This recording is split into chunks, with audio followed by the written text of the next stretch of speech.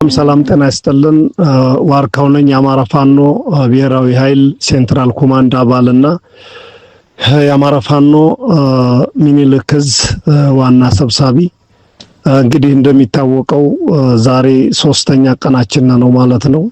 የአርበኛ ሳጅን አደም አባናደው መታሰቢያ የትግል ጉዞ ዛሬም እንደቀጠለ ነው። በዚህ ትግል የአማራ ሕዝብ ለአራት ዓመታት ያለ ማቋረጥ በብዙ መከራ ውጣ ውረድ ያለፈ ነው። አሁንም ከዛው ያላነሰ ነው ማለት ነው። አሁን የመጨረሻው ወደ ቁርጠኝነት ማጥቃታችን እንደገባን ይታወቃል። ለዚህም እንግዲህ በየቤት በየደጃፍህ ምሽጉን ጭሮ በማፈን ፋኖን ትደግፋለህ በማለት ህዝባችንን ከፍተኛ ስቃይ ሲያሰቃይ የነበረው የብልጽግናው መንግስት ዙፋን አስጠባቂ ማለት ነው። እንደሚታወቀው ሰሞኑን በከፍተኛ ድቆሳ ላይ ነው እንደምታዩት ያለው። ስለዚህ የአማራ ገበሬ እንግዲህ የመጨረሻው እድልህ እየደረሰበት ያለው ጊዜ ስለሆነ ይህን እድል መጠቀም አለብህ ብዬ አስባለሁ። አንደኛ ከአብራክ ከፋይ ልጆችህ ስንት ዋጋ አንተም እየከፈል እነሱም እየከፈሉ ይህን ትግል ከዚህ ደረጃ ደርሰዋን አሁን ላይ የያዘውን ትጥቅ ይዞ ሳይወጣ ሲገፍ ሲያሰቃይ የነበረውን እየያስክ መታጠቅ አለብህ ማለት ነው። ስትታጠቅ እያመጣህ እያስመዘገብክ የቡድኑን መሳሪያ የሚገባህንም ገንዘብ እየሰጠን የምትይዘውን የፈለከውን አንተ እያያስክ እንድትታገል ወይም መጠበቂያህን እንድትይዝ ስንል ጥሪያችንን እናቀርባለን ማለት ነው። ከዚህ አስቀጥለን የአማራ አርበኞች በተለይ ሚኒልክ ዕዝ እያደረጋችሁት ያለው ተጋድሎ ለናንተም ከፍ ያለ ሞራን እንዲሁም አጠቃላይ ላፋባሃ በሙሉ ልብ የሚያሞቅ ከፍተኛ ተጋድሎና ትንንቅ ነው እያደረጋችሁ ያላችሁት። እንደሚታወቀው የዛሬ 3 ዓመት የበላጎ ታሪክ የሚረሳ አይደለም።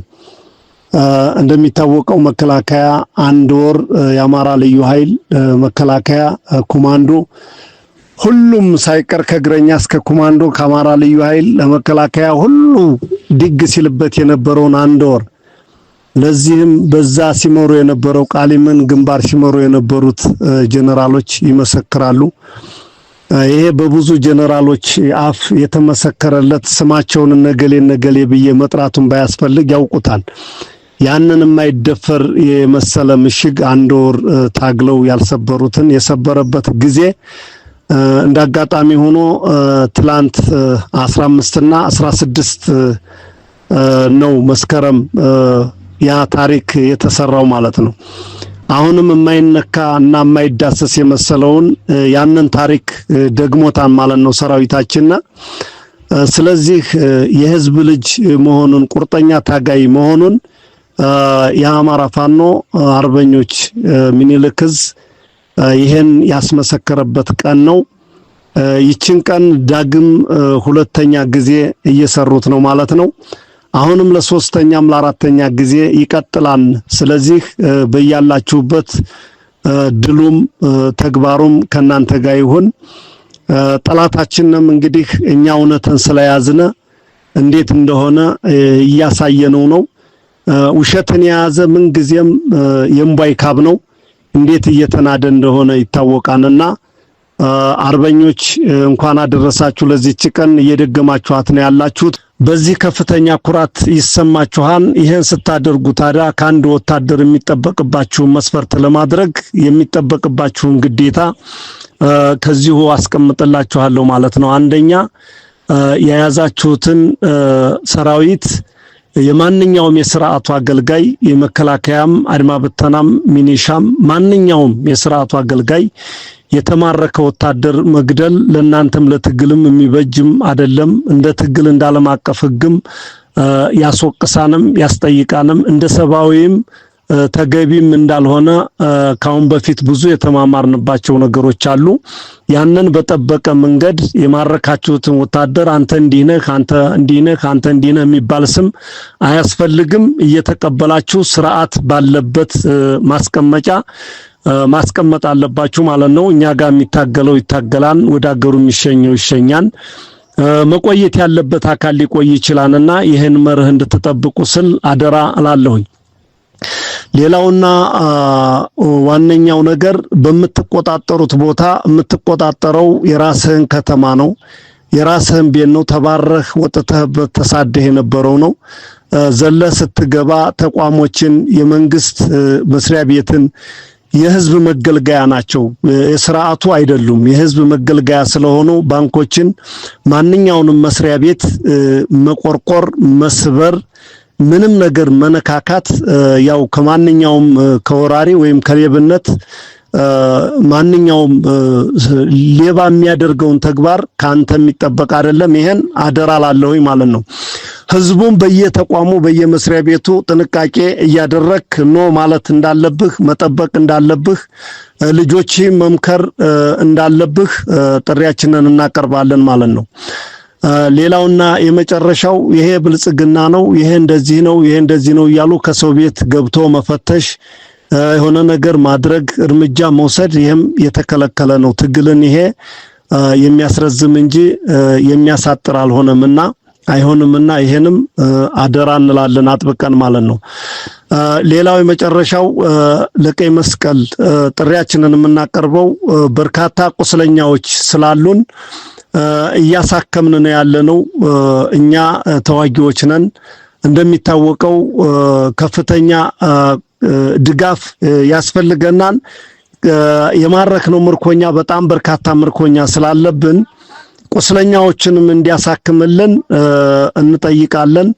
ምርኮኛዎችንም አጠቃላይ ቢረከበንና እንደ ሰብአዊ የሚያደርገውን ድጋፍ አድርጎ ቢይዝልን፣ ዝም ብለን ብንለቃቸውም እየሄዱ ድጋሜ እየተዋጉን እየመጡ ስለሆነ ስለዚህ ዝም ብለን ማስቀመጡ ደግሞ ካለው ያቅም የሕክምናው የኢኮኖሚው የምግብናው ችግር ሊገጥመን ስለሚችል ይሄን የዓለም አቀፉ ቀይ መስቀል ትብብር እንዲያደርግልን ስንል በአክብሮት ጥሪያችንን እናቀርባለን ማለት ነው።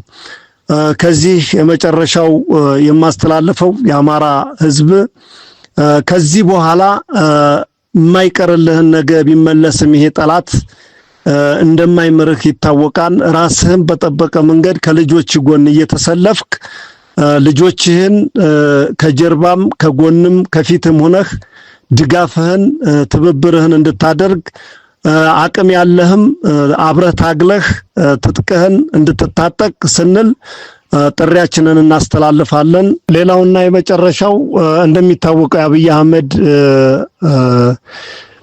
ልክስክስ ወታደር ወይም ልክስክስ መሪዎች ልበላቸው ባንክን እየሰበሩ እየዘረፉ ቀፈውን እያደረጉልህ ነው የአማራ ህዝብ እየሄዱ ያሉት ማለት ነው።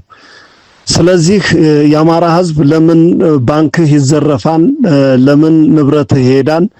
ይህን ከፊት ቆመህ ተኝተህ አውግዘህ የማስቀረት ተቋሞችህን የመጠበቅ ግዴታ አለብህ።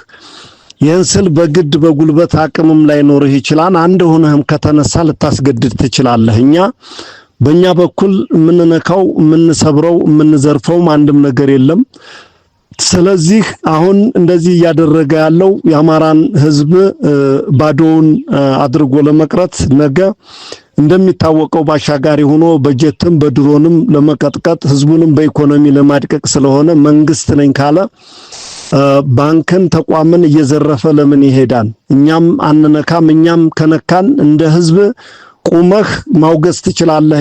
እኛ ቃል እንገባልሃለን። እየዘረፈ የሚሄደውን ኃይል ግን ማውገዝም መጠየቅም ትችላለህ። እምቢ ካለም ችግሩ ከመንግስት እንደሆነ ይህን እንደ ህዝብም ትረዳለህ። ለዓለሙ ማህበረሰብም ድምጥህን ሰሚ ባይኖርህም ታሰማለህ ማለት ነው። ስለዚህ ብትችል መንገድህን እየዘጋህ እየዘረፈ የሚሄደውን ነው ማለት አለብህ።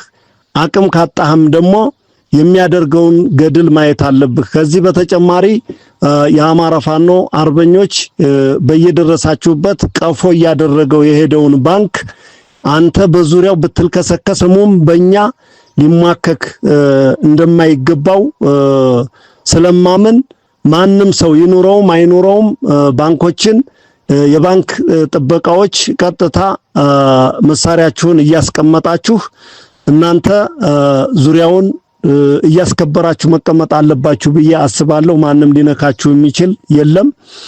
ስለዚህ ህዝብም ተዘርፈ በመንግስት መሄድህን ማወቅ መቻል አለብህ ብዬ አስባለሁኝ ማለት ነው። አመሰግናለሁ።